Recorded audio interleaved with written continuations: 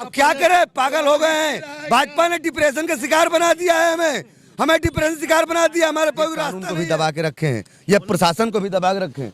ये मतलब एक तरीके समझिए एक जुमलेबाज है मोदी जी। मोदी जी से त्राहिमाम त्राहिमाम कह रही है जनता, और जनता की बहन बेटियां मोदी जी से कह रही हैं कि अरे जाओ जी जाओ।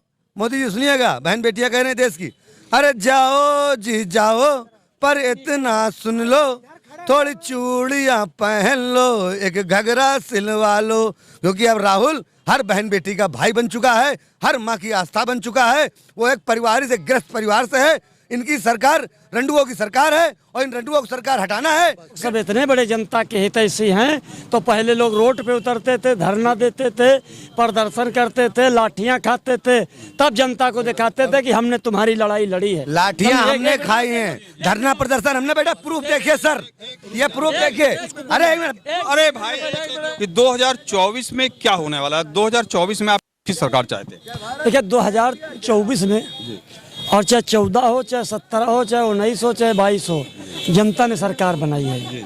और जनता जो है किसी की गुलाम नहीं है। जनता खुद स्वयं की स्वतंत्र राजा हो, जनता ही राजा बनाती है, प्रजा बनाती है। बात जहाँ तक है गठबंधन की, बार बार हो रही बात, नीतीश कुमार कह रहे हैं कि हम प्रधानमंत्री बनेंगे, ममता जी कह रहे हैं हम बनेंगे, अखिलेश जी कह रहे हैं हम बनेंगे, अरविंद केजरीवाल जी कह रहे हैं हम बनेंगे, राहुल जी कहते हैं हम बनेंगे।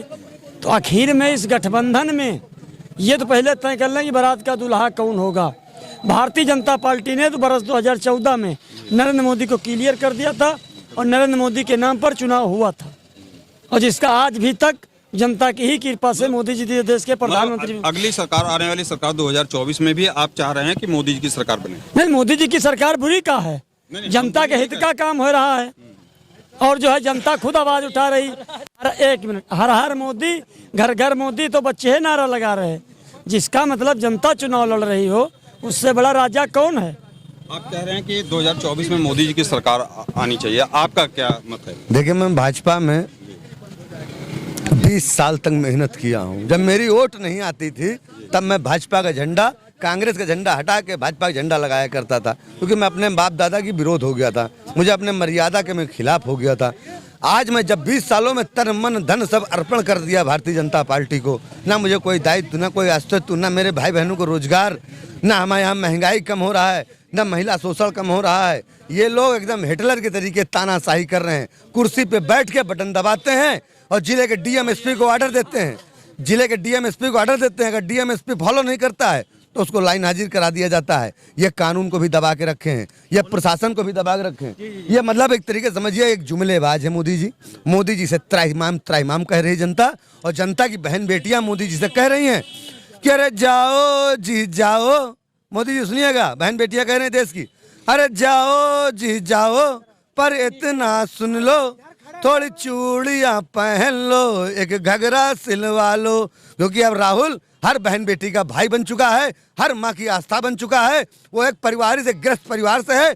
इनकी सरकार रंडुओं की सरकार है और इन रंडुओं को सरकार हटाना है, ग्रस्त जीवन वालों को लाना है। जय जय कांग्रेस, जय राहुल गांधी। आप अभी कह रहे थे कि मोदी जी की सरकार, देखिए आपके सामने संत भेष में है, क्या कह रहे थे इनके बारे में, आप इनका क्या जवाब देंगे?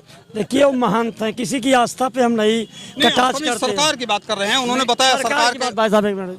आप सरकार की बात कर रहे हैं, आप ये मान लेना, अगर ये लोग सब इतने बड़े जनता के हितैषी हैं तो पहले लोग रोड पे उतरते थे, धरना देते थे, प्रदर्शन करते थे, लाठियां खाते थे, तब जनता को दिखाते थे कि हमने तुम्हारी लड़ाई लड़ी है। लाठियां हमने खाई हैं, धरना प्रदर्शन हमने, बेटा प्रूफ देखिए सर, ये प्रूफ देखिए।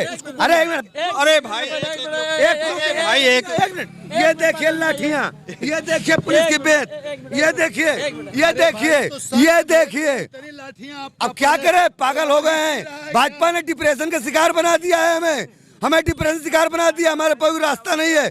साधु भेष में हमको लोग भीख दे, 2 पैसा दे देते चाय पानी के लिए। यहाँ इसीलिए पैंट शर्ट पहने रहेंगे, कौन देगा? हमारे एनर्जी खत्म कर दिया मार मार के।